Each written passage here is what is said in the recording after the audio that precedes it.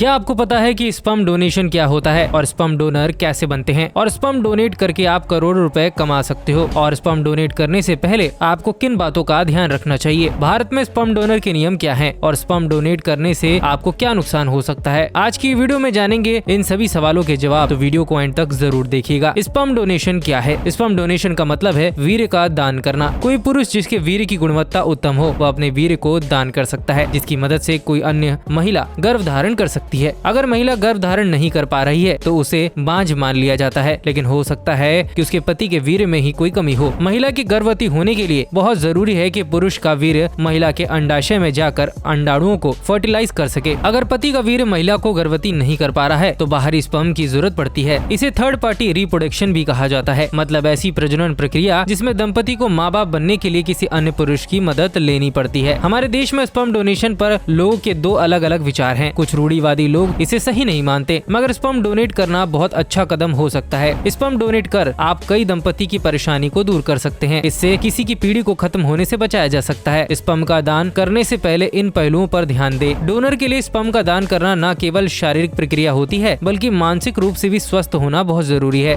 Donor को sperm दान करने के पहले कुछ बिंदुओं को सोच समझ कर विचार करना चाहिए, जैसे क्या आप अपने परिवार को बताएंगे कि आपने स्पर्म दान किया है, आपके स्पर्म की गुणवत्ता अच्छी है और आपने डोनेट कर दिया तो आप किसी बच्चे के जैविक पिता बन सकते हैं। आपको पता भी नहीं चलेगा कि आप किस बच्चे के जैविक पिता हैं। ऐसे में आप अपना स्पर्म दान करना चाहोगे? क्या हो अगर आपको जैविक पुत्र बाद में आपसे मिलना चाहे, तब आप उसके साथ किस तरह से पेश आएंगे? उस समय भी आप इस बात को अपने परिवार से छिपाना चाहोगे। इन सभी बातों को अच्छे से सोचें, कहीं ये ना हो कि आपका फैसला बाद में आपको दुख पहुंचा दे, आपके परिवार में कलह का कारण बन जाए। इन सब बातों पर विचार करने के बाद अगर आप स्पर्म डोनेट करने का फैसला करते हैं तो ये बहुत अच्छी बात है। चलिए पता करते हैं कि किस तरह से शुक्राणुओं का दान किया जा सकता है। स्पर्म डोनेशन कैसे करें या फिर स्पर्म डोनर कैसे बने? स्पर्म डोनेशन के लिए आपको शहर के किसी स्पर्म बैंक में जाना होगा। वहाँ सबसे पहले आपके पूरे शरीर की जांच की जाएगी। कोई भी स्पर्म बैंक ऐसे व्यक्ति का स्पर्म नहीं ले सकता जिसे कोई बीमारी हो, क्योंकि बीमारी आपके जीन से उस बच्चे में जा सकती है जिसके आप जैविक पिता बनने वाले हैं। इस दौरान आपको कई प्रकार के टेस्ट से गुजरना होगा, जो इस प्रकार है। आयु, भारत में डोनर की आयु 21 वर्ष से लेकर 35 वर्ष की होनी चाहिए।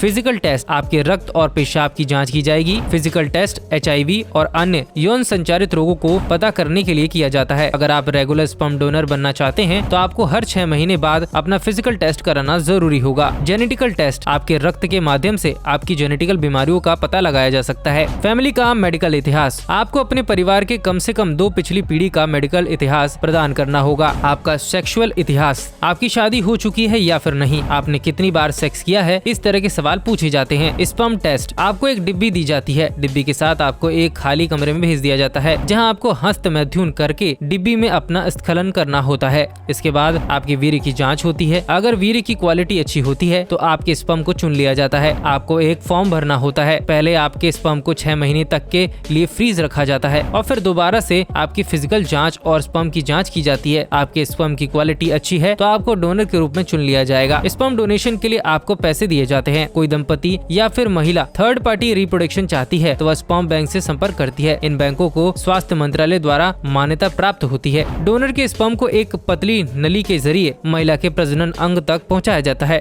थर्ड पार्टी रिप्रोडक्शन एक और तरीके से की जा सकती है। इन विट्रो फर्टिलाइजेशन एक तरीका है इसमें लैब में ही एम्ब्रायो बनाया जाता है और फिर महिला के गर्भाशय में डाल दिया जाता है। इसे टेस्ट ट्यूब बेबी भी कहते हैं। भारत से स्पर्म डोनेशन के क्या नियम है? भारत में 2016 में सहायक प्रजनन प्रौद्योगिकी बिल पारित हुआ था, जिसमें थर्ड पार्टी रिप्रोडक्शन को लेकर कई तरह के नियम बनाए गए थे। यह नियम ICMR द्वारा निर्देशित किए गए हैं। नंबर 1, केवल 21 से 35 वर्ष तक के पुरुष स्पर्म डोनर बन सकते हैं। नंबर 2, डोनर की शारीरिक स्थिति ठीक होनी चाहिए। स्पर्म डोनेट करने से पहले व्यक्ति का शारीरिक और मानसिक टेस्ट लिया जाएगा। नंबर 3, धूम्रपान करने वाला या अन्य प्रकार के नशे करने वाला व्यक्ति स्पर्म डोनर नहीं बन सकता। नंबर 4, डोनर की ब्लड और पेशाब की जांच करना आवश्यक है। स्पर्म डोनेशन से जुड़ी अन्य जानकारियाँ। नंबर 1, आप केवल स्पर्म बैंक में जाकर स्पर्म डोनेट कर सकते हैं। घर से लाया गया स्पर्म नहीं स्वीकार किया जाएगा। नंबर 2, स्पर्म डोनेशन के दिन से 2 दिन पहले आपको सेक्स करने की अनुमति नहीं है। नंबर 3, स्पर्म बैंक द्वारा स्पर्म डोनर और स्पर्म प्राप्त करने वाले की जानकारी को गुप्त रखा जाता है। नंबर 4, डोनर के स्पर्म का केवल एक बार ही इस्तेमाल होता है और महिला के गर्भवती होने के बाद उस स्पर्म के सैंपल को नष्ट कर दिया जाता है। नंबर 5, स्पर्म डोनेट करना चाहते हैं तो आपको आपकी जीवन शैली के बारे में पूछा जाएगा। आपको क्या खाना पसंद है, आपको क्या पढ़ना पसंद है या फिर नहीं, आपको खेल कूद में रुचि है या फिर नहीं, ऐसे ही कई प्रश्न पूछे जाते हैं। स्पर्म डोनेशन से क्या नुकसान है? आपको जिंदगी में कई बार स्पर्म डोनेट करना पड़ सकता है। डोनेशन करते समय अगर आपके स्पर्म की गुणवत्ता खराब हो गई तो आपको पिता बनने में दिक्कत हो सकती है, इसीलिए उचित समय तक ही स्पर्म दान करें। अगर आपका परिवार नहीं चाहता कि आप स्पर्म डोनेट करें तो उन्हें मनाना मुश्किल हो सकता है, आपके परिवार में दरार भी आ सकती है। आज के ज्यादातर युवा और समझदार लोग इस तरह के अच्छे कार्यों को बढ़ावा दे रहे हैं, लेकिन फिर भी हमारा समाज शुक्राणु दान को सही नहीं मानता। ऐसे में अगर समाज तक बात पहुंचती है तो आपको आलोचना झेलनी पड़ सकती है। पड़ोसी मुल्क चीन में इन दिनों एक अनोखी हलचल देखने को मिल रही है। लोग अपने स्पर्म डोनेट करने के लिए बेचैन हैं और इसके लिए बेसब्री से अपना नंबर आने का इंतजार कर रहे हैं। अब आप पूछेंगे कि स्पर्म डोनेट करने के लिए आखिर वहाँ ऐसी क्या आफत मची पड़ी है? दरअसल यहाँ एक वेबसाइट ताओबाओ ने स्पर्म की ऑनलाइन खरीदी शुरू कर दी है, जिसके बदले में कंपनी स्पर्म डोनर को मोटी रकम दे रही है। लोगों को स्पर्म के बदले में 38,000 रूपए से लेकर 45,000 रूपए तक की कीमत मिल रही है। इसके अलावा वेबसाइट ने प्रीतत्व परीक्षण और शुक्राणु प्रजनन परीक्षण का ऑफर भी चलाया हुआ है। आपको क्या लगता है, क्या स्पर्म डोनेशन करना सही है या फिर गलत? हमें कमेंट सेक्शन में जरूर बताएं।